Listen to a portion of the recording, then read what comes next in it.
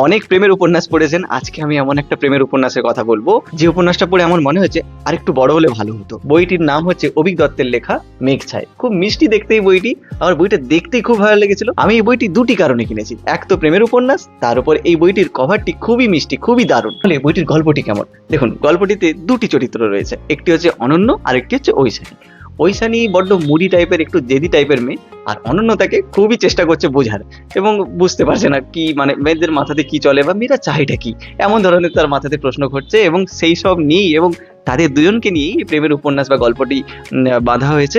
আপনি যদি খুব ছোট্ট দেখে একটি প্রেমের উপন্যাস পড়তে চান, তাহলে এই বইটি আমার মনে হয় আপনার জন্য পারফেক্ট। বইটির মুদ্রিত মূল্য হচ্ছে 200 টাকা, এবং বইটি বুকলুক প্রকাশনী থেকে প্রকাশিত। বইটি আপনি অনলাইনে অফলাইনে সব জায়গাতে পেয়ে যাবেন। যে কথাটি আলাদা করে না বললেই নয়, সেটি হচ্ছে এই সুন্দর প্রচ্ছদটি এঁকেছেন দিবাকর চন্দ। খুবই সুন্দর, খুবই মিষ্টি, যেটার জন্য এই বইটি কেনার জন্য আরো আগ্রহ বাড়িয়ে দেয়। তো সব মিলিয়ে এই বইটির আপনি যদি সম্পূর্ণ রিভিউ পেতে চান, তাহলে আমাকে অবশ্যই কমেন্টে জানিয়ে দেবেন। এবং আপনার কি এই বইটি পড়া? আর যদি না পড়া হয়ে থাকে, এমন ধরনের দারুণ দারুণ বইয়ের খবর পেতে আপনাকে কোথায় আসতে হবে? এই চ্যানেলে আসতে হবে, এবং সাথে টুক করে চ্যানেলটা সাবস্ক্রাইবও করে দিতে হবে।